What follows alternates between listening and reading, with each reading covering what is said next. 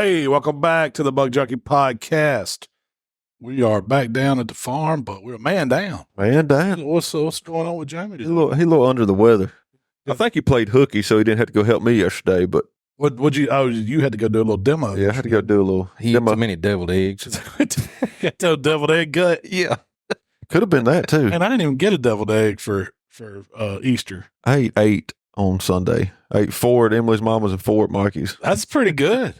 That's a solid day right there. We had 2 dozen deviled eggs. Well, so A dozen eggs, so 24. 48. Oh, no. Deviled eggs. Okay. Did y'all hide any of them, or were they just all deviled? No, they were all deviled. We dyed them earlier in the week. So my sister-in-law and them, they dyed eggs earlier in the week too. So she brought deviled eggs. I mean, what do you do with boiled eggs? That's right. That's all my mom always did with them. So yeah, I had a tray of deviled eggs and she had a tray of deviled eggs. I wouldn't eat them when I was a kid. I didn't want to eat them. I knew we done with them eggs. We had them thrown all over stuff and dirt and everything and bring them back in. And Mama's going to devil them. It was good though. God, I love a deviled egg. Would you ever eat them just peeled Easter egg? Yes. Yeah, Really? they'd be Salt, all pepper, green and hot blue. sauce. Hot sauce and pepper. That's what I like on them too. No, I don't want them ones been dyed though. You I want a don't? fresh one. I had one it looked so funky because when I got through boiling them, I pulled them out and accidentally dropped it and it hit the table and it put an indentation in it. And you want to talk about a cool looking Easter egg. When I dropped it in that dye, when I was peeling them to devil them or whatever, it looked like an eyeball. Like It had the bloodshot crackles and eyeball. little veins. Man, I hadn't dyed an Easter egg in so long. I was sitting at church Sunday, like just mouth watering, waiting on a deviled egg. Like that is my favorite. That's one of Is my that what favorite. you think of Easter? You think of Yeah, deviled egg? any holiday. Yeah. That's like my favorite. That's probably my favorite appetizer when it comes to holidays. Like you can have all that fancy stuff. You give me a good deviled egg. I'm with you. I like them. Mikey had a good. Did you make the one that had all the stuff on it? Wasn't a regular Deal. Had deal and Yeah. man, that was a good deviled egg. So, Mike, you set out last week. We need to hear about your stuff at the Wild Game Cook-Off. Oh yeah. Yeah. So y'all talked a little bit about that, I guess, last week about the Talk wild about game marks, the first places.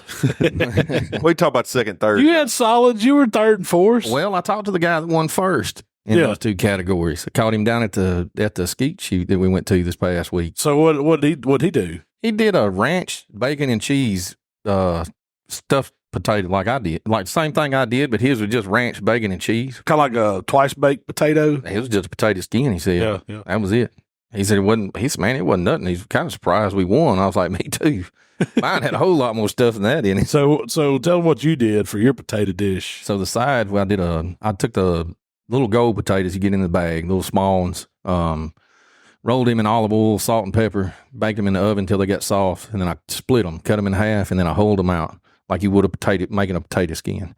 And once I did that, I brushed them a little bit of butter, and I made the same thing that I put on crawfish bread. So it's mayonnaise, cheese, Worcestershire, hot sauce, a little Creole seasoning. It's got sauteed vegetables in it, which is green onions, red bell pepper, and garlic. And then you mix all that together, and then you fold in your shrimp and crawfish that you heat them up and cook them in the skillet or whatever. Yeah. You fold those in and then chill it. And then once I chilled it, it kind of sets, and then I'm able to kind of like making deviled eggs. You just kind of smear it down in that's what it really looked like. It was like big deviled eggs. Then put it down in there, and then you put them on the grill and let them all you're doing then at that point is just heating them up, letting the cheese melt. So you just get them hot. Just get them hot. Yep. They're pretty good. I had a bite of it, and I was like, man, that's a perfect appetizer right there. Yeah. If you had the big giant potato, like one of the big russets, the big bacon, Yeah. Heck, that'd be a stuff meal. with that, it'd be a whole meal. Yeah. Yeah, those are pretty good. It's a pretty good recipe. I was really surprised putting that crawfish bread topping in a potato was going to be like that, but it's good. I guarantee you. It's really good. And then for the fish, I got jumbo shrimp. I made a blackened catfish cake to stuff those with. So I blackened the catfish, had about 5 or 6 fillets I blackened in a black iron skillet, pulled them off, let them cool, and then I took, it was mayonnaise, Dijon mustard, hot sauce, a little bit of hot sauce, a little bit of Worcestershire, fresh parsley. You mix that together. Then you fold in your fish and put your bread. I just took saltine crackers, mashed them up to make my bread and mash them up fine and put them in there and just fold it together. And then you just make little small crab cakes that'll fit in the shrimp. So you take your shrimp, you split them down the back where they'll sit down in the skillet flat and the tail sticking up and it curls. Kind of like a scorpion. Like a scorpion. It looks Yeah. like a scorpion. And then you just take a little ball of that crab cake, mash it together, and just get it to fit in between the tail and the bottom fat end of it. And you just set them in the skillet and Put them on the put smoker. them on the smoker and let them go. It's better to cook them fast. You need to cook them about 400 degrees where your shrimp and everything gets, Yeah, you don't done at the overcook the same shrimp, time. but you get the stuffing, the catfish cake done at the same time. yeah. Oh, they were We're going- cooking fast that day. So we got a little tournament coming up here. Little brim pond tournament coming up next weekend. You're gonna try to do the whole big version of those, right? I think that's a good idea. I mean, I think they're like really the good. catfish better in them than I do crab because, like I told you, I practiced that recipe, and crab sometimes hit and miss. If it's fishy or not. Yeah, and I made them things, and when I fed them to my family, they were like, "No, that's Better than crab. terrible." Yeah, I thought so too, because catfish is pretty light, neutral tasting anyway.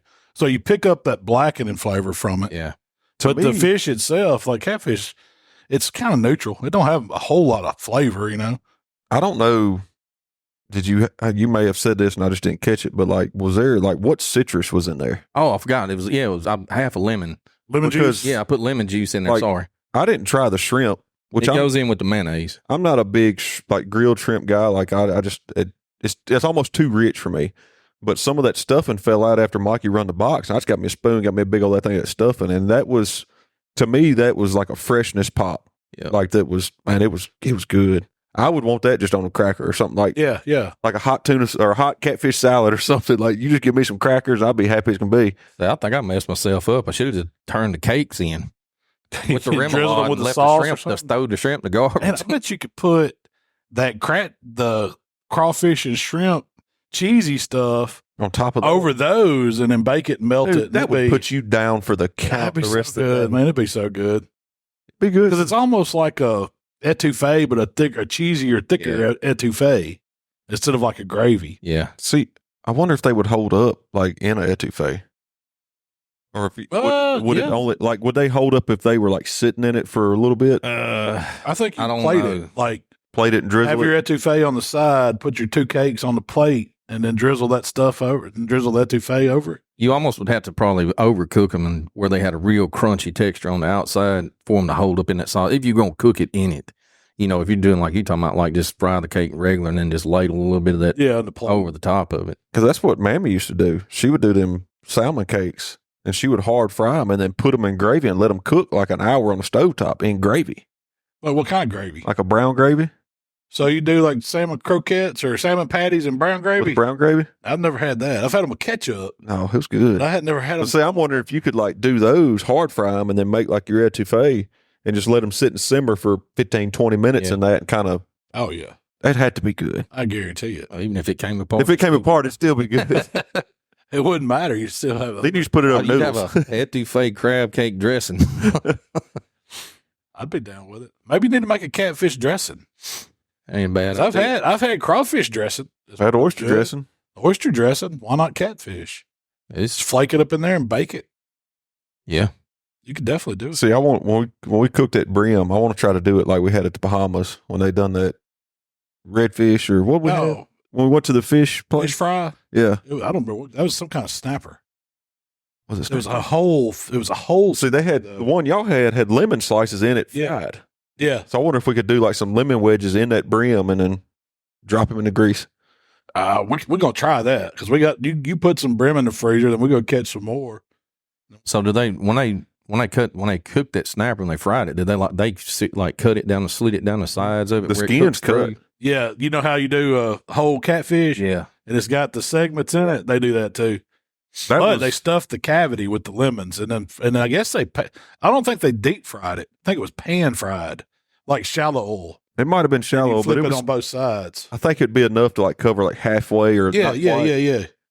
yeah. Not just like That's But how I would think. I don't know. Yeah, I 'cause don't I think wonder they if fried that- it in oil. I wonder if that lemon would disintegrate in there if you deep fat fried it, I like don't dropped it know. all the way down, if it would come out, or come out of it. you might have to run some toothpicks through. We're gonna figure that out. It can't be bad. Yeah, I don't know if it mess your grease up, putting lemon. It can't. I don't know. I don't know. It's citrus. It's acid. I don't know. You can tell it's almost lunch. We sitting here talking about food. I know my stomach's growling. Well, would y'all cook another one of those wild game contests? Oh, yeah. We're used to cooking the barbecue stuff, but the wild game's a little different for. Well, it made me have to think. Like, it wasn't something that I had down pat. Like, when we go cook a barbecue contest, there's no guesswork. I know exactly what we're doing every time. And this, like, you're thinking on your feet, you're adapting, you're tweaking your recipes as you're cooking it because stuff changes, you know? Yeah. And it's not a routine like we are with barbecue. And it's more like cooking it out right here at camp, you know? You're just throwing your best dish out there and hoping it sticks. Yeah, I think I went too far with mine. It was should have been a little more bacon and cream cheese in my dishes. That you're never gonna go wrong when you got bacon and cream. Martin knows that from cooking exotic categories. It's always if you can take cream cheese and add to it and bacon, you're probably gonna get the judges high score. I don't know what it is about that cream cheese. It's good stuff. It is good. I think I wouldn't change a whole lot. I wouldn't cook speck again. I would go a different. Yeah. So that was the first time I ever had it. I've always heard it's good. I wouldn't. To me, it was no better than a mallard breast. Well, it depends on where you get the mallards. Yeah. Well, I get mean, them from over at By Hell, yeah. Or like, if you told me you want speck or wood duck, I'm finna eat the crap out of that wood duck. I'll leave that speck on the table. And I know a lot of people love speck. I just wouldn't. The flavor was good, but to me, the texture was not nearly as good as what a duck is. Teal or a wood duck. Hard to beat. Well, small ducks taste pretty good. They melt in your mouth. But next year, I'm either going to do, if we keep the same categories or we change or whatever, I think we need to do either try to get some sandhill crane beforehand or let's do duck and just stick to what we know. That's where we need to find us a place to go on a sandhill crane hunt. You got to go to Texas, I'm pretty sure. Yeah, I don't know why Mississippi doesn't even have, they're still labeled as endangered species in Mississippi, I think. Oh, is it? It's no season for them. I never seen one that I know of. I seen a bunch of cranes. I don't know what old blue heron tastes like. They got to be fishy. You have one. So, Mikey, you got on board again. Got another bird down. Yeah. Didn't you have a crane sitting over you? I saw a little video of it. You did. I don't know what those birds were. You know, and I'm pretty good at identifying wild animals, but these were something that I've never seen before. I don't know what they were. They almost didn't have no tail feathers, but they had long legs and they were kind of fat on the bottom, and they were just bouncing around in these trees above me. And they kind of looked like had a long beak like a kingfisher or something like that, you know, but I'm not real sure what the birds were. And plus it was kind of dark, so I really couldn't get a good look at them up in the trees. But yeah, we sat down, let's see, what day was it? It was Saturday. Went Saturday morning, down in the river bottoms, and the guy called me and asked me, did I want to go hunting with him? I told him, yeah, because I wasn't doing that Saturday anyways. And so I went with him. And we were in the pasture right before you drop off in the bottoms there, and I owl hooted. I got about 5 to answer me. You know, some of them were kind of far off, some of them were close. I give it a few minutes, owl hooted again. I had one just strike right back to me, so we went to go set up on him because he was kind of the closest one, and he was the hottest one too. So we dropped off down in the bottom. We set up a few decoys. Got to where that guy knew the property, and there was a little ditch that kind of snaked through the woods there. So we got on one side of it, hoping that we, you know, kind of close to it, where if he came on either side of that creek, because he was far enough off, we didn't know which side of that little creek he was on. You think he's over the creek? Yeah, he was on. He actually happened to be on my side. I was sitting on the left side of the creek, and he was kind of sitting where it bent right in front of him, looking down the creek almost, where he could shoot both sides. But anyway, to sit down, I don't know. It was still early. You could see, but you couldn't see real good. So we get down in this bottom, and if you ain't never hunted in the river bottom, it's completely different than hunting in the hills. I can tell you, because when we dropped off down in that river bottom, man, it ain't nothing but slash water, tadpoles, snakes. I mean, grass is up knee high. I mean, it's like a jungle. And anyways, we had to find kind of a dry spot to sit in out in that bottom. And we found a spot to sit in, set the decoys out, and they were actually in water, some of them. And set the decoys out, and I did a little calling sequence to him. I just kind of purred and clucked a little bit like I was, hen still in the tree. And usually that's how I start out. I just do soft calls early in the morning, kind of trying to sound just like a hen when she wakes up. You know, you kind of picture a hen when she wakes up in the morning. She just don't go to yelping wide open. You know what I mean? She just kind of yawning and, you know, just making a little bit. Getting woke up. Yeah, getting woke up good. And usually I'll do a fly down cackle after doing that for a little bit. So I'll do that fly down cackle and I'll yelp real hard, like, because if you ever seen a hen fly down, she usually when she comes down, she's like chop chop chop chop chop when she comes out of the tree, and she hits. And as soon as she hits, it's like rah, rah, rah. She makes some yelps. So I did that, and he went nuts. You know, he was just bam bam bam, Just fired bam, up, just gobbling, and he wouldn't quit. So I give him a minute. I didn't say nothing. I did one yelp. I turned my head like I was going away from him because he was kind of far. So I turned my head behind the tree and pitched my call back behind me and yelped to him kind of hard, you know. And when I did that, he cut me off. He answered me. I was like, all right. I said, that's it. I ain't calling no more. He's answering me. So if he's probably coming. And sure enough, he did. It didn't take about 2 or 3 minutes. I could tell he had moved about 50 or 60 yards back to my left.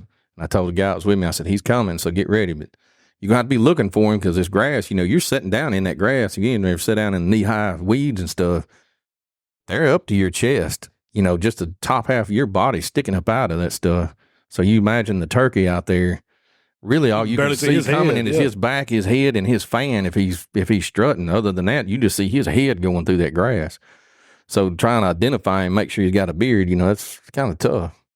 Because you don't, you know, Jake's will gobble, you know. They may be a little short gobble, and some of them I've seen them gobble. Like straight out gobble. Did you keep calling at him or did you just shut up? Nope. Once I knew he was coming and I could tell he was coming, I didn't say another word to him. So you're not trying to, I mean, you don't want to move. You don't give away your spot using the decoys. That's a question. When you told me y'all took decoys, do y'all think yes or no hunt with decoys for turkey? I think it depends on the situation is, you know, where you're at and what your setup is. Visually, if you're in a field, sometimes I've seen decoys work and I've seen decoys not work. Not that they didn't work. It'll hang the turkey up because he's used to the hen coming to him. He's not supposed to come to the decoy. No. So, and that's why, you know, like overcalling, you know, that'll mess your turkey hunt up too, you know, because he's wanting that turkey to come to him, that hen to come to him. So if you're just steadily calling, listening to him gobble, just trying to get him to gobble every time you call, eventually he's going to say, all right, well, she's hot. She'll be over here in a minute because he's used to that. He knows that. So you got to outsmart him and make him think, well, she ain't really interested.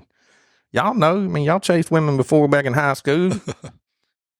Them hard to get ones was what you wanted the most. That's what made you go to them, huh? Finally tricked you, called you over there, get you in all kind of trouble. That's how my wife got me.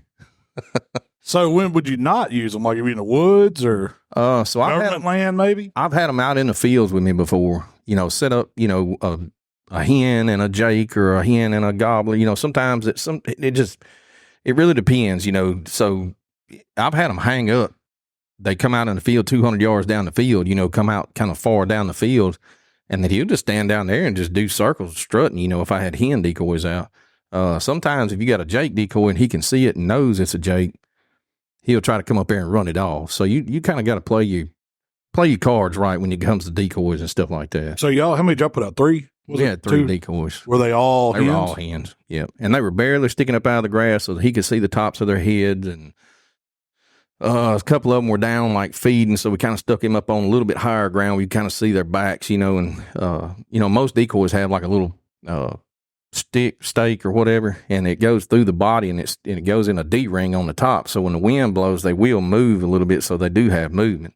And that's one thing you got to be careful of too. Once he hones in on those decoys, if he gets up there close and they're not moving, or they just sitting there in the same spot, and you know automatically you ain't gonna call too much because he's right on top of you. He might get nervous and leave. So you have seen them where it'll totally mess a hunt up. I've had it where they mess my hunt up. But I mean, if you got time to set up, you know, like I told you when me and you were turkey hunting when you killed yours, if I could have took a hen decoy or two and stuck them right in the edge of the woods on up the road, those gobblers never would have stopped right in front of me and you, like dead in front of us. They would have eased on past it just a little bit where you could have had the easy shot and let them go by, you know. And that was we didn't know they were coming by the time he answered me back that last time. He was too close for us to get up and move and do anything. So They work. They do work. You just got to be careful with them. So how many hunts have you done this year?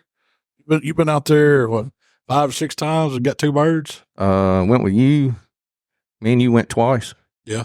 We went twice. Went with Michael. We can count twice because it was morning and evening hunt. That's 4 times. Yeah, I've been 5 times. Got 2 birds. That's pretty good odds there. They ain't bad. So with the decoys, do they make I'm clueless on this. So do they make a silhouette style like they do for duck decoys to where as that bird walks, if he gets long ways with it, it looks like it's moving because he don't see it? Or are they all 3D, like blowed up? You know what I'm talking about, like how they do still the flat ones that they reek behind, but I had never seen them like set up. So like when they set up the duck decoys, like they turn them different ways to where as that bird walks, he catches a side of a different one each time, and he might be in line with it and you won't see it. So if you had like 2 of them out there, turn one this way and one that way. Yeah. Just to give them a different. I mean, I don't know. A turkey may outsmart that. I have no idea, but I didn't know if they made a silhouette style like turkey decoy. Got me on that one. Yeah, I don't know. I bought a few decoys. Most of the time, I don't hunt with decoys. 9 times out of 10, I ain't got them. You know, if you want to use them, that's fine. And they got, you can look. They got a bunch of different decoys, good looking decoys, man. Oh, some of them $1. Yeah, they got a mojo turkey, do they? I'm sure that Mojo makes. I'm sure Mojo makes one. Let me look it up. They make one that blow up and then go back down. But I hadn't seen that one. If you use decoys, they're a good thing. You'll learn, when to use them, when not to use them. Different scenarios and stuff. Sometimes you can't help it. You may already have them out, and the scenario changes, and all of a sudden, daggum, this turkey hung up on me out there. He can see him, and he's not coming. You from going with me this year, everything can change fast. Bird can come in from the other side. He can walk up on your decoys over here to the left. You think he's coming from the right. Well, he walked in your decoys over here to the left, and now what? Every single hunt I've been on this year has been different. That's why I really like turkey hunting now, because it's not just going and getting in a stand and hoping the deer's coming. As you go out there, you don't know what's fixing to happen. You strike one up. See, that's another question I have for you. I've been with you. We've been locating turkeys in the mornings, and then you always say, "All right, that's the one we're going to hunt." How do you know which turkey when you go out there and you strike one up? It's not always the closest one you hear that you think we ought to hunt. Mm-mm. How do you know which one you need to go try to set up on? So, but my personal preference on birds, and then people probably going to, contradict what I say here, but I don't care. Everybody's got a different style of hunting, and that's fine. That's, you do you. If I get out there and I start trying to locate a turkey, I owl hoot, one gobbles back to me. And you always got that one that gobbles one time in the morning and he don't ever say nothing else. He's not really that hot. You know what I mean? So I kind of gauge it off how many times that he'll answer that owl hooter. Or, if it's a crow or something, sometimes I don't even have to, once I get the owl hooter out and I blow it, a lot of times the owls will answer me. And I'll just let them go natural. I'll just start listening to the birds. And when I hear him, when he starts popping like double gobble and triple gobble, and he's still on the roost doing that, I'm like, all right, that's a hot bird. And if I can get close enough, I kind of try to pay attention to the terrain. If there's a ditch between me and him, if there's a river or a creek or something like that, you kind of got to know your terrain to know where you need to be at. Cause you can call him up.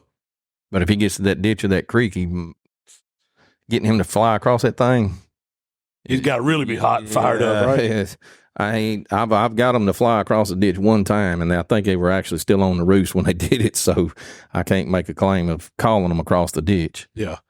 They just pitched down on that side of the ditch when they come out of the roost. I think he was pitching down and flew and knew that I was out in that field, on the edge of that field, so he just went ahead and flew to the field. He didn't just drop straight out of the tree. Because when he did drop down, he dropped down right in front of me. As soon as his feet touched the ground, we killed him. So it's really more which bird you think's the hotter bird as opposed to which one just decides he's going to gobble. Yeah, I'm not saying that they won't come to you, but I personally want to set up on that vocal bird, that one that is hot, and he's ready to do, because a lot of times that kind of lets me know that he probably don't have a hen with him, so he's trying to get hens to come to him. If trying to be the loudest, he's trying to make the most noise. He's trying to make the most noise. He's trying to let those girls know, hey, I'm over here. Y'all come on over here.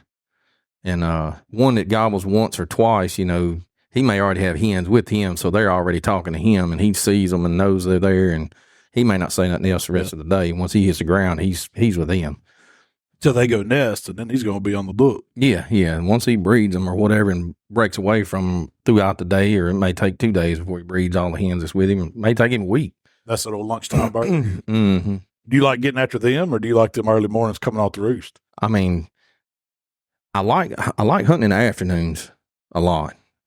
Midday in the afternoon stuff. I love going out, but that morning hunt, when you get out there and it's dark and the sun starts breaking and that blue line comes up over those trees and you owl hoot and them turkeys, they fire off in all different directions, especially if you got a good place that's populated well enough.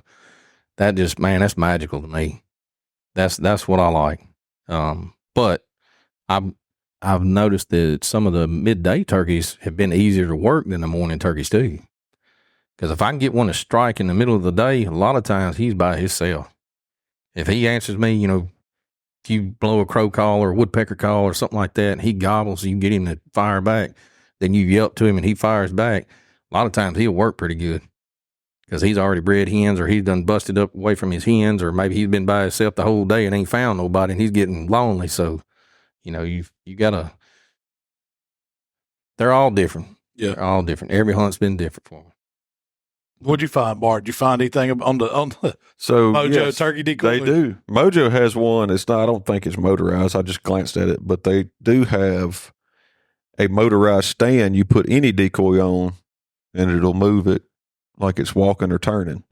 And then it's got one deal that's for just a strutting gobbler decoy, and it turns him like he's blowed all up. Yeah. So just spins him around a little.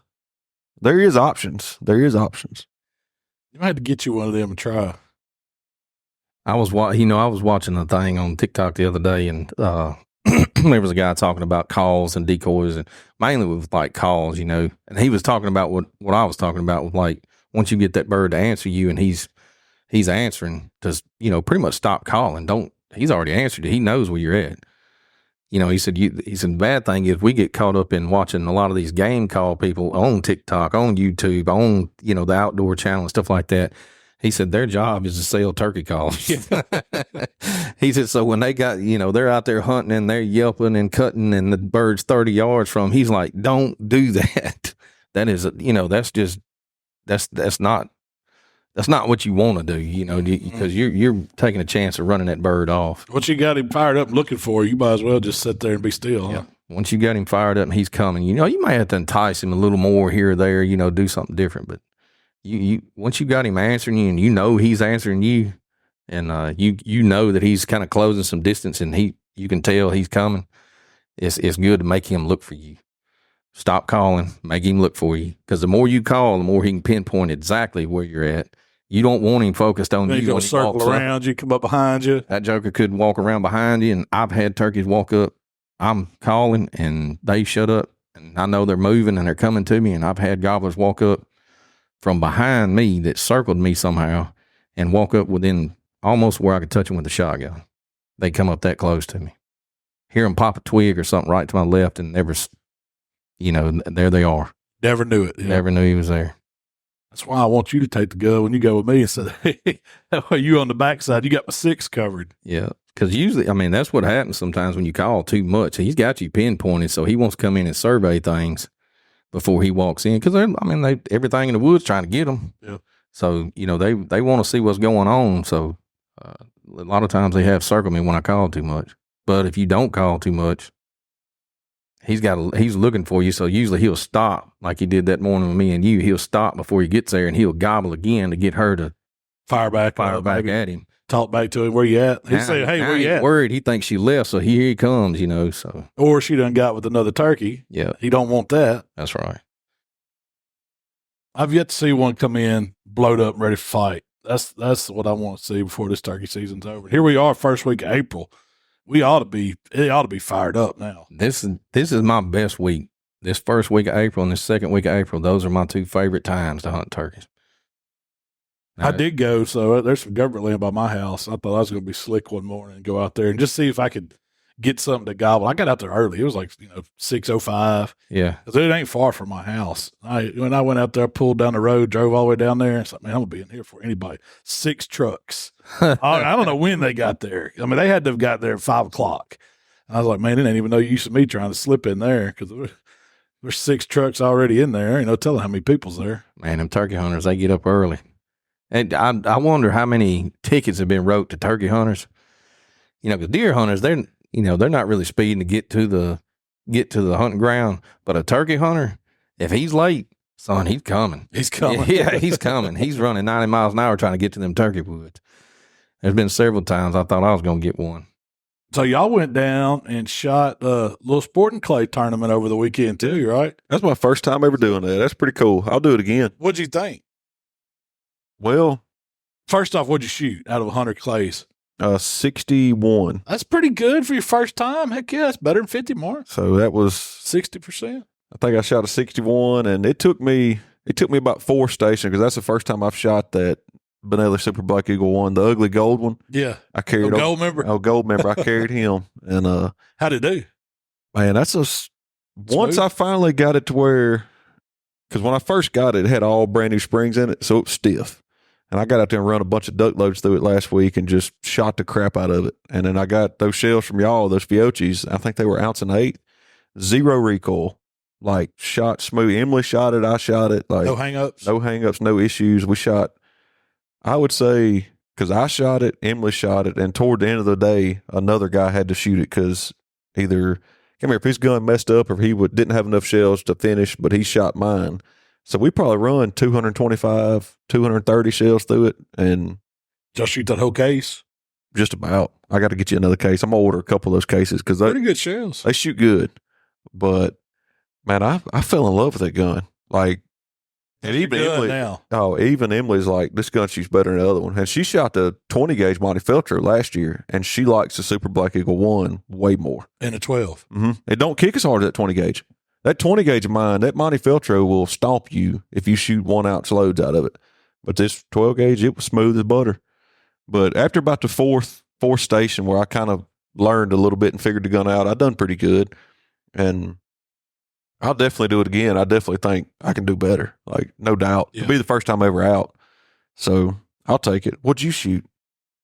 What was your number? You can count them on your hands. You broke 10. I was still in turkey hunting mode. Didn't break. They took me wing shooting. Yeah. Did you shoot side by side? I did. Did you really? Mm-hmm. Oh, they laughed at me. First station, I get out with that thing, and everybody's like, because Ben, he got up, he did a little, he was telling everybody like how to, how to safely, if you're using a pump shotgun, want the shotgun breeched open on safety when you walk to the stand, put it through the, through the window, then you can load the gun, and then you call pull. If you got over and under, this is how you got it done. And I wanted to say, what about that double barrel? Because he never went through that one. Yeah. So the first stand I get to, I walk up and them kids are like, you got to be kidding me. There ain't no way. I said, just stand back, watch, boy. Papal double barrel. Yeah. How did it shoot? I did all right with it. It did okay. But I did take wheels over and under too. So yep. I had 2 shotguns on the cart. Because I didn't know. I mean, I knew some of those stations, man. That one down at the bottom, that was a 65, 70-yard shot. With a skeet choke and an improved cylinder in that over and under, man, that's a stretch for that one that was in that bottom. I stood there and watched 4 different groups of people go through because that was our next to last station that we had. See, that's where we started. Yeah. So right out the gate, we had one hard one. Yeah. And I stood there and watched. The most I seen anybody break, I think they broke 2 skeets. Out of that one, really? Out of 8. Man, that's tough there. Yep. And everybody missed all was it one that was throwing it across the bottom? Yeah, it was throwing. They had 2 that crossed, but they were at the very back of the field. I mean, no joke, from the ground, I'd say 70 yards probably. Yeah. True pair or no, it was a repeat. It was a repeat. Yeah, so once they throwed one, it came from kind of over to your right, went all the way across in front of the stand high, and it kind of come over here. I don't know. It was about 30 yards out is where it run out of steam and pretty much just fell on the ground. Yeah. It was about 30 yards from you. So when you had to wait on? you had to wait on that one. You know, if you didn't, I mean, you were shooting like Mark said. I mean, you were shooting out there 50 yards or more at that one, and then there was another one behind it. As soon as you fired at that one, they pitched that one, and it never got closer. It just went straight across the back of the tree line back there. And I think I hit one, and I think Emily hit. She outshot me on that station. She done good on that one. See, I didn't bust but one over there. We had one guy bust two that was in our group, and that was it. Was that the hardest station, or do they have any harder ones than that? I would say a hard one, but that was probably the hardest because I couldn't judge how far to lead it because it was so far. Like when I first shot, I was leading it in my mind looks like 1.5 feet, 2 foot, and needed to be four to six, probably 4 of it. Yeah. That's one thing I've learned taking watching the kids shoot with school teams. I never realized when those coaches tell them to lead them, they are leading those skeets that much. Because, you don't think about the way I do it, get out in front of it a little bit. If it's going left to right, clear it, and then try to put your shot out in front of it. Well, they're putting it way out in front of it, letting it fly to it. Well, this one I never could because I shot first in our group at every station. And anyway, so I was kind of like the guy that, if I busted them, I'd tell them, all right, you're dead on that one. I'm about, bottom right-hand corner, about 6 inches out in front of it, where I'm a foot in front of it, try to, give them some idea of where I was at when I shot. And that one I never did figure it out. Like the first skeet they throwed, it come across, I busted it. Boom. I said, well, I got that one. They throwed it back when I fired a shot at it, and I led it about the same distance I did that closest one to me. They pitched them again. I missed the front one that I just busted. Then I got nervous and I led that back one by about 2 or 3 feet, missed it. And by the time I finished, I done led that thing like 5 or 6 feet and still wasn't busting that skeet in the bag. So I don't know where you're supposed to be on that one. That's the trick to it, man. Learning where you can bust some things. I never thought about this. When you think about shooting a shotgun, you think about your pattern. And you think of in your normal mindset, you think of it as just a flat pattern going, but you got a shot string that's this way and that way. So you're throwing like a wad of stuff out there. It's not just like all the shots going at the same time. You got some that are 2 or 3 foot behind it. So to figure all that out to where that skeet falls into your shot string is tricky, especially at that distance. And I watched a few people like. We wasn't ever really with any other groups but our group, but until we got to the end. And, there's some good shots out there, but there were several stations that even some of the best skeet shooters I seen that day were having to work it. It wasn't just a come to and make it easy kind of deal. Did y'all have any sure enough shooters on y'all's teams? Yeah. Me? Were you the best on your team? I think I got second on our team.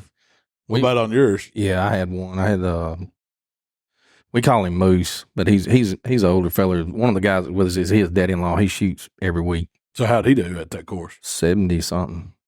He shot a 70-something. But the funny thing was, like, we cleared several stations. I cleared 2, he cleared 1 or 2, and then a couple of other guys that were with me cleared, busted all the skeets. Yeah. 4 of them, nobody else had busted all the skeets at that station. But then we would go down to a little easy one and not clear. Yeah, because I cleared 1, and the guy was like, "Man, we've had everybody's been through this station today except for y'all. Maybe one of you're the first person that cleared the station." So I get off, I'm fist pumping like, "There we go!" And everybody's fist pumping. I was like, "Guys, it's not that bad. Just I told them where to shoot at, and they got up there, and they did all right on it. And then I went to the next one and busted 1 skeet. Yeah, a big part of it's mental, man. It really is. I know up there. The rabbits, I did not miss a single rabbit. You're a rabbit hunter. I smoked every one of them. You're a rabbit hunter. And that's what the good shooter on our group, he was like, "How the heck are you hitting that rabbit?"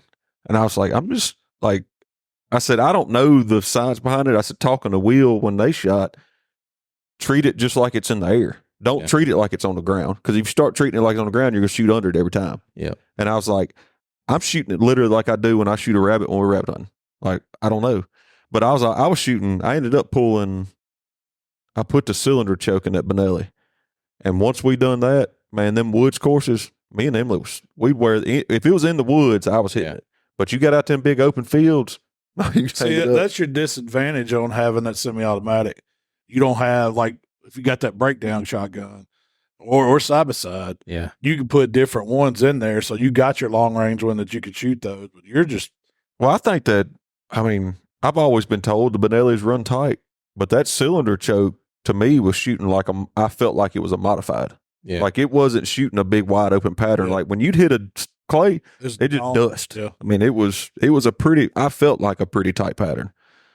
But the one that went straight up on top of the hill, went way up. Mm-hmm. Emily hit that one every time. I think I missed it once. And she's like, what do I need to do? I said, watch the person in front of you. And I said, where you see where it peaks, I said, 1.5 feet, 2 foot before it peaks, that's when you shoot. And she did, and it'd go up there, and it was like a 2-second delay. It'd go up there and stop. You just see it go, poof. Yeah. See, when we got to that one, we didn't have nobody in front of us. So those 2 stations up on top was just clear. So when I got up there, all I got to do was look at them. And I was like, well, darn. You know, which one, like that one, I was like, I wonder which one I shoot first. Because it was a true pair. It was like, phew.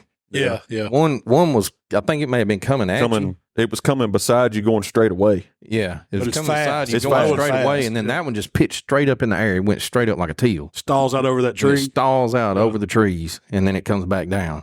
So I didn't know which one to shoot first. I was like, well, let me shoot that one first. Well, the whole time I'm watching this one, is it shoot? And I'm following it up. I see the other skeet go by me real fast. I'm like, I probably should have shot that one first. And that's way too late then.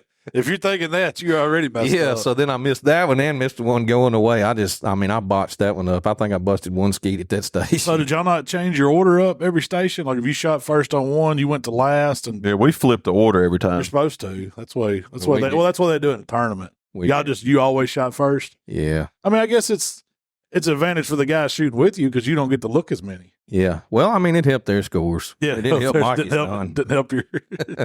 Did you buy any mulligans? They gave them to me. Oh, did you? Did you use them? Oh, yeah, we used all of them. Did y'all have We any? didn't even have any. Did they run the duck flush at the end of it? Yeah. I think you had to pay. It was something like you didn't just go do it. It wasn't part of your Like, normal course. Yeah, $20 or 25. It's the little extra category they throw in there where everybody. By gets to then, shoot. I was tired of shooting. My old head was a little bit sore. My old jaw was sore. I never noticed that, and I didn't know what I was doing. I've never noticed my jaw being sore. Yep. And we got home, and it was like, my jaw's kind of sore. And I was like, how'd you mention it? Like, From resting on the stock. I guess so, because Mm-hmm. she was, what I would do, and I've never done it. Like, we've shot skeets at the house hanging out and dove hunting, but I've never done it like in that setting.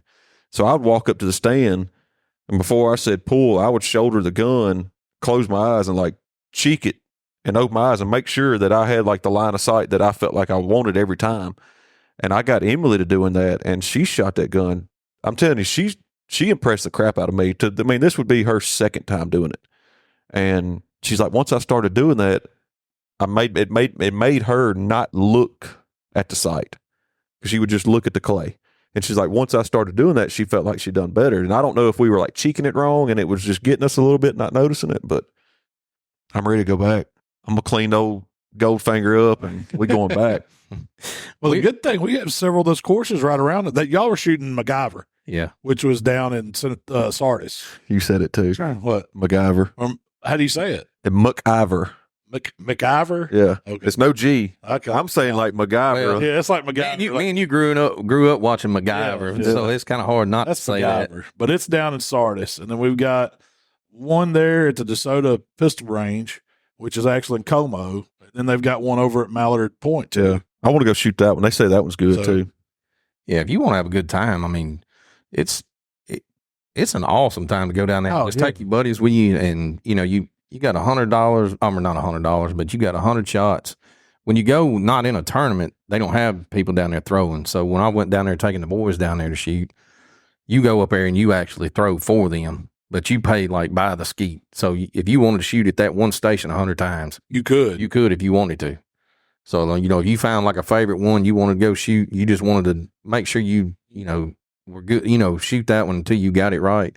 You could, but every time you hit that button, It's 60 counting. cents. I think it's like 60 cents a clay. it's something like They give you like a little scan card, and you go up to the station, and it's got this little box with a remote. It lets you throw them in pairs or singles or whatever. And you put your card in that in a little box, and it keeps up with how many times you push throw.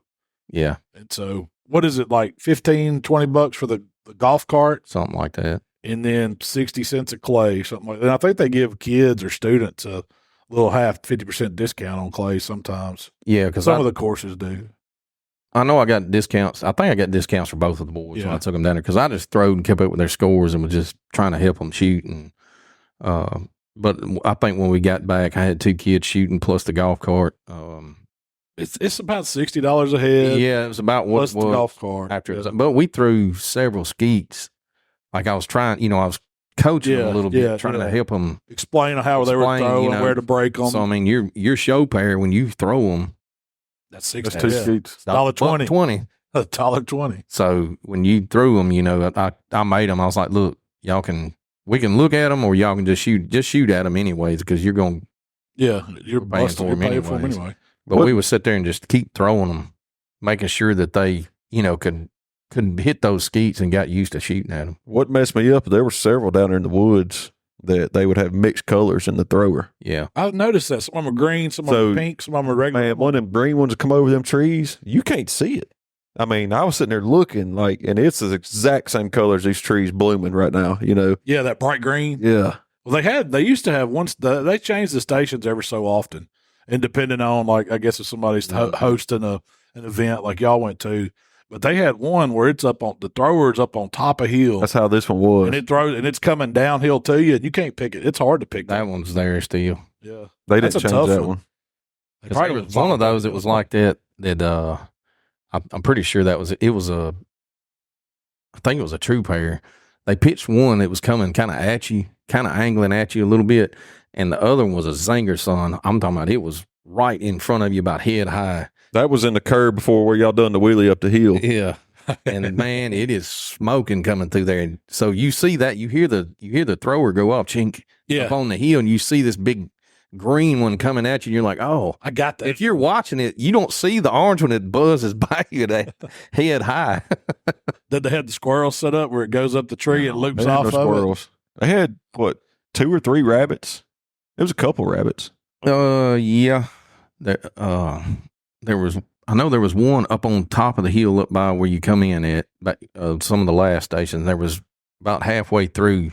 Eli was running one that had a rabbit. I didn't see Eli. He may have been gone when y'all come through, but he was down there throwing on one of them. I think it had a rabbit.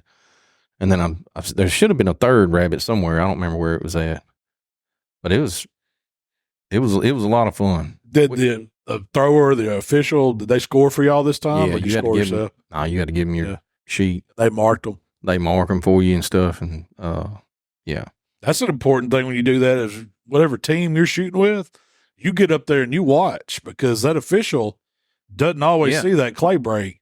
And as long as you chip it and everybody agrees that was chipped, they'll mark it as a hit. So you got to stand up there and talk to them. There were several times, like some of those floaters that would come across there that, if you wasn't watching, you would see the guy shoot and you'd see it break and change direction and go to the ground. Not that it broke. Yeah. It just moved. That's a hit. You knew he hit it. Yeah. But you didn't see nothing come off of it. It didn't break. You'd have to tell him, that. Y'all calling them? Yeah. I mean, if I seen it for somebody else, another team that was shooting, I'd tell him he hit that one. We need to go do it. That'd be a good video. Oh, we didn't do a Buck Junkie video. Us 4 go down there and shoot them. Y'all are probably wearing me out. I mean, I've been down there. My son, now he's done got to where he's busted in the 80s, so he's gotten. But them kids, and that's what I like about that sport, is there's no advantage to being grown, young, handicapped, whatever. No. If you can shoot a shotgun, you could compete in that, and the more they do it, the better they get. It's really fun. 2 things helped me the other day is shouldering it and making sure I was comfortable before I said pull. And then I got to watch some other people, instead of holding the forearm, I lay it in my hand just like that. You point my fingers at it. Yeah. And I don't grip it or nothing, just lay it in there. And I don't know, I just felt more comfortable. And like I say, I've never done it.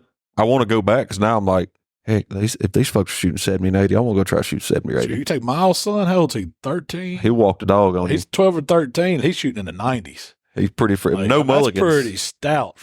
Was he there shooting? No, he was running a station. Oh, well, yeah, because that's what they got the kids to volunteer, because what they do, what was it for? Healing Hearts. Oh, Healing Hearts, yeah. Was the foundation they were raising money for, and they do that it's every Good Friday usually. I think so. They put that on there, and they get the kids that are on these shooting teams to volunteer to run the stations, and the course gives them back like credits and clay for practice later on, which is a really good thing. And one of the girls, because I went with Emily's work, and one of the girls shooting with them had a old, I think it was a 1187 20 gauge like you used to have. Yeah. Except it had a 24-inch barrel. I don't know what shell she was shooting. It was stomping her. I mean, it hurt me. Like, it jarred her brains out. And I was like, man, a Remington don't kick like that. Like, it's a long day. It was tough. I mean, she shot it. I was like, dadgum. Like, it rattled her. They have restrictions on what you can shoot. It can only be so many ounces and so fast too. Well, I know like with the kids, when they were shooting, you couldn't shoot anything that shot over 1,300 feet a second or something. Or some of them are like that. I don't know. I can't remember. Something like that. And some of them, they may keep you under 1250. So you can only shoot like a certain ounce shot. You can't shoot 3.5. I think. No. I don't know if can you shoot 3? I don't even think you can shoot 3. You shoot 2 3/4. How most of them are shoot 2 3.5. Man, 100 of those, you'd be wore out. Be in the doctor's office. Oh, yeah. You wouldn't want to shoot no more and ruin your day. Y'all saw big turkey down there, didn't you? Yeah. What was it doing, hanging out at the course? So I don't know that it's the same one, but every year that I've been down there, either with us or with Emily's work, I've seen a gobbler every year. And we got out of the truck, unloaded side by side. Emily's like, there's a turkey. And I turned around and looked, and it was walking across the paved road. Parking lot. And it was folks shooting guns everywhere. And I was like, and I mean, he didn't have a care in the world. And he looked like he was 40-pound bird. Like, he looked like a giant out there. So that was he probably knew he was protected. There was one down in the bottom where we were shooting at that walked right behind where everybody was standing at. I mean, he walked within 10 yards of the station. I didn't see him. I pulled up and all them guys were pointing, and you could hear him walking in the woods, but I couldn't see him. He done got in that green stuff. We could have snuck him out of there. Like, if we'd have been close to that, everybody shooting one time, you could have popped one off and nobody would have known. I don't know what kind of fine that would be, but he's probably protected. That's a smart turkey. He knows he lives up there. People probably feeding him tater chips. Oh, yeah. He's just hanging out, living life, getting fat. He had a rope on him. He was a good bird. I think he convinced some hens to come up there. He's got it made. Yeah. I think I got robbed on my score, though. Why's that? Well, we were gambling. Oh, so you put a little side props on it? We put a side bit down before we got there the night before. Yep. So, anyways, when we got there, the guy that won happened to add up the scores. Oh, that's how it worked. I told him. So who won? Did Jeff win? Did Jeff win? No, Moose won. Was he the older guy? He was the older guy. Yeah. I pull up on Mikey and them. This boy's got full-on Browning trap shooting vest. Yeah, the matching orange glasses. And I looked and I said, you ain't fooling nobody.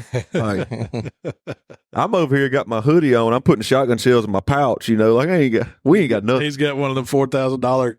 I got my Cletus glasses on as shooting glasses. Like, yeah, Moose wasn't in the. Thank God he wasn't in it, but because he pretty much run off from us. Oh yeah, a little bit. But he's an older guy. He shoots a lot, and he's real calm, and he's real focused on when he's shooting. We're just horsing around. It's fun to me. Now some of those guys, man, they are stone cold serious. They want you to be quiet if you're at the station. Yeah. Don't slow them down. Yeah. Yeah. Jeff won the bet. He added up the scores. Oh, and then he was like, "Well, I got you." He texted me, told me, "Got Mikey." I said, "Who added the scores?" Brian said, "Jeff did," and I was like, "There ain't no wonder why he won then." Yeah. It's funny how it works like that. He might have been adding mine. They feed y'all lunch. Yeah, at breakfast. Yeah, okay. Y'all got lunch too. Yeah. Oh, don't. Which we didn't eat. Well, I did get a chicken and biscuit, but we time we made the loop around, it was close to 11:30 or so. We went up there, had Taylor's Grocery, had some old barbecue. It was pretty decent. It wasn't bad. That's what I told Emily. I was like, this is, they didn't put up maybe some salt on this pork, like, but it's just I didn't cook it. So and it was you good. Had to smell it. Yeah. Man, we went to Gatlinburg over Easter, and the last thing I had, it was like I didn't have a traditional Easter lunch because we went up on the Anakeesta Mountain and hung out all day. But we came back down and there was this little, it was a little right there on the river bar and grill or whatever, and they had a Dying Man sandwich, and it was a big old thick piece of smoked bologna covered with pulled pork with 2 strips of bacon and coleslaw and all that. It's like, man, It was so daggum good. And I didn't cook it. Oh, man. It's something about like There's something about if you don't cook if it. you don't it's cook good. it, it's hard to beat. It was real good. Man, That's one of the best things I had over Easter. A big old bologna and pulled pork sandwich. it's hard to beat bologna, dude. Dude, I love it. Wonder we need to play a twist on some bologna. What would that be? Well, you got like a pulled pork sandwich. Oh, yeah. So what if you take a chub of bologna and run it on a cheese grater Oh, no. and then flat top it? No, listen. Bologna hash? Yeah, flat top it, get it all brown and crispy, a little bit of barbecue sauce and coleslaw. I ain't gonna lie. I'd probably try pulled bologna. Shredded bologna. Did you think you could grate it? I Box know you grate can bologna? because we done a mystery meat challenge one day, and Brian Wesson, Yeah. they gave us Spam, and he shredded it on a cheese grater and made meatballs, and it's the best daggone meatball I ever had in my life. I could see that. Sweet and sour Spam balls. It was good. Shredded bologna. If you did pull bologna on a box grater, crisp it up Consider on a it flat done. top. That's my recipe next week. Yeah. Oh, I'm gonna try it. Try Ain't it. no doubt. It's my favorite lunch meat. Bologna is. Yes, sir. There. What's the other one that you can't smoke it? Raumschlinger or what's Braunschweiger. Raumschlinger. Swinger. Just turns Yeah. to chili. Goose liver Yeah. is what I call it. It is kind of like goose liver. I don't care for that stuff. You don't like goose liver? It ain't my favorite. Man, I love that. I can get down with some sauce and hot sauce, but I ain't messing with that. Well, every time we went fishing with Daddy, that was our lunch in the boat. It was linguinis, hoop cheese, and goose liver and crackers. That's what you eat for lunch. Mustard or anything to go with it, or hot sauce, just cracker, cheese, and meat. Yep. I'm finna whoop y'all down with those shredded bologna sandwich next week. I want to see it. It's happening. That's something I've never seen anybody do. It's happening. Shredded bologna, pulled bologna sandwich. I don't know if our film guys they may turn their lip up a little bit to some shredded bologna. I just want to see the video of you doing it. You know how nasty that's going to look, bologna going through a box grater? I might get the old KitchenAid, run it through the electric one, and just Catch it on a platter. What Else we got going on? We got any contests going on or anything, Mike? Yeah, we still got. We're still running that best deer camp recipe. We got. Mark's fixing to win that one with shredded pulled bologna. Well, I'm not sure everybody understands. So you when you post it on our Facebook page, Yeah. Buck Junkies Outdoor Club, you need to get your friends and family to go vote for it and like it, because whoever's got the most likes is who wins. Oh, it don't matter how good the recipe is. It don't matter what It the could recipe be is. pulled bologna. Whoever's got the most likes or comments on their recipe Yeah. under that post that Tyler made, that's who wins. That's who wins a $100 gift card. So go to the Buck Junkies Outdoors Club Facebook page. community group. Yep. And you don't have. Do you have to give the whole recipe or just a picture of it? I'm describe it if or you whatever? win, I'm gonna ask for it. Yeah. Because we're gonna recreate it here. That's part of it. So you could take a picture of some fried back straps and gravy with mashed Yep. potatoes, post that up there, and just put what it is on there. And as long as people like it, that's going to be the one that wins. That's right. It's completely off the public or whatever. We're not voting on this one. We may recreate it though. but we'll recreate it. One of us will. here at camp. And but yeah, that's how that works. So if you're listening, you're in that thing or want to be in there, post your recipe, get your friends and family to like it.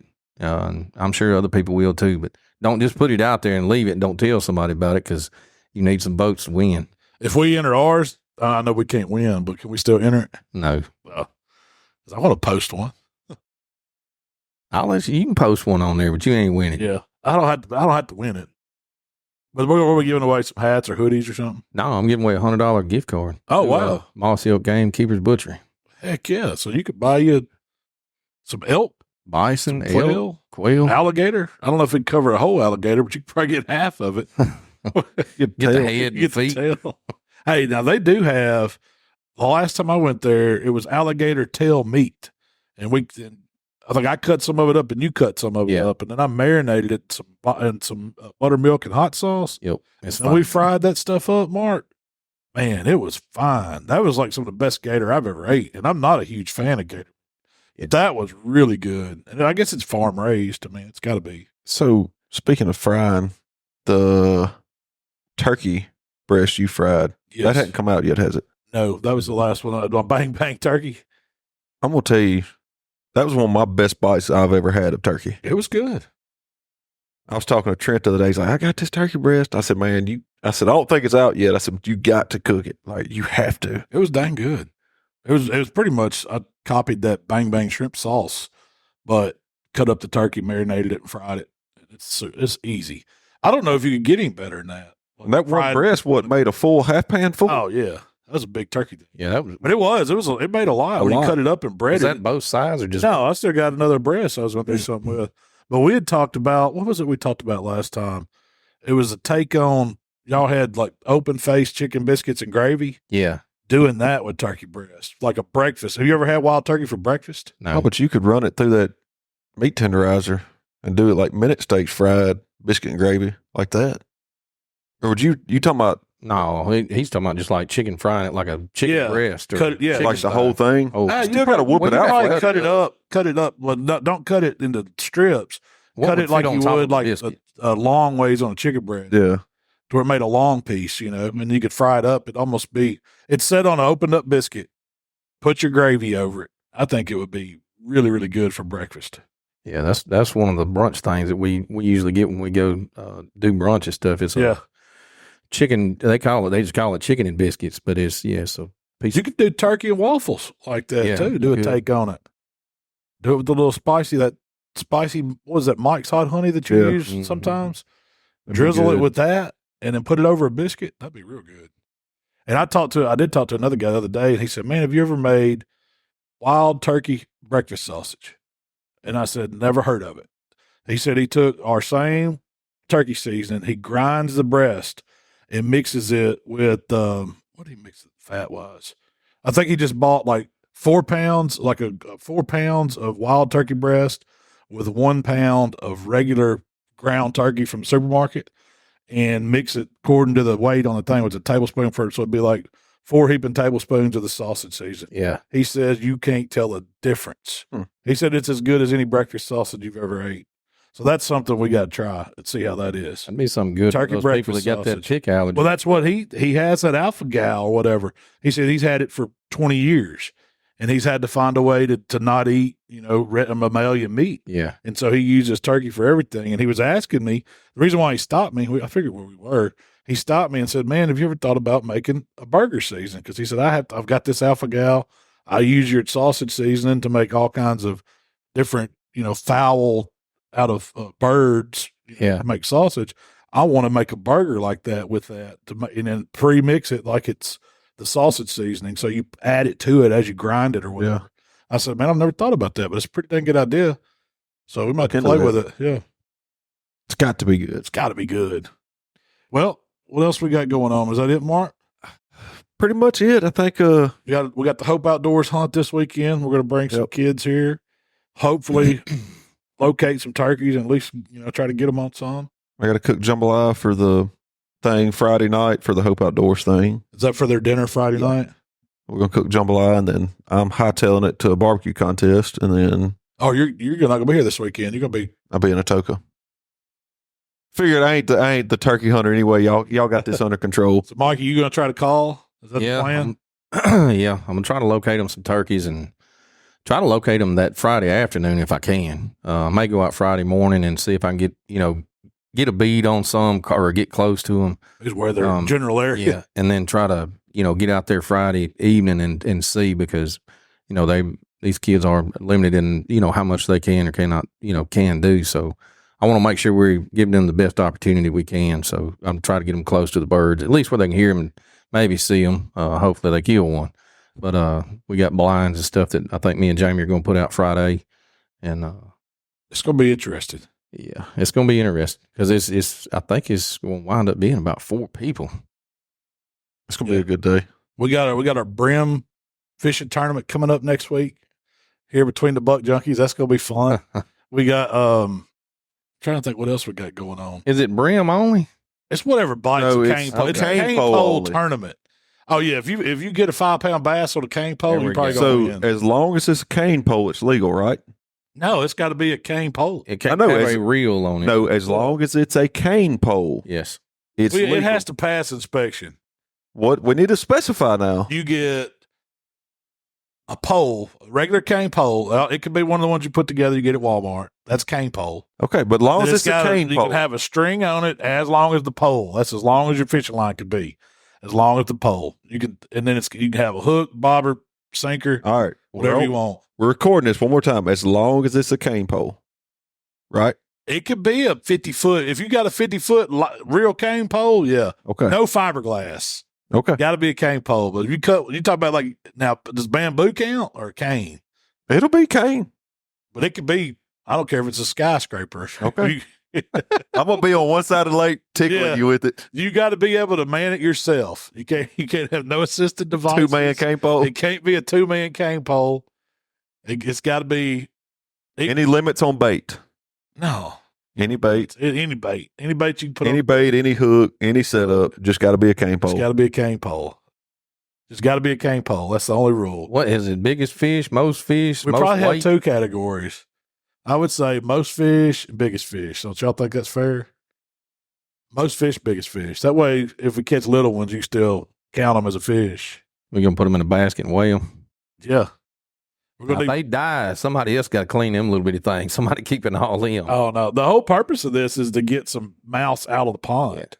And I mean, yeah, we're going to eat the big ones, but we've got a pond that's just overpopulated, and if you don't take out so much of them, it's just they're going to stunt the fish. So we're going to have us a little. Oh, I got some fish food out in the truck. I'm finna go chill them the water. Start feeding them this week.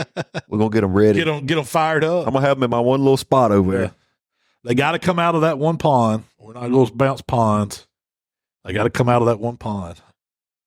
And I guess we'll have a time frame. It'll probably be so many hours. Is it individuals or teams? We could pull teams if y'all wanted to.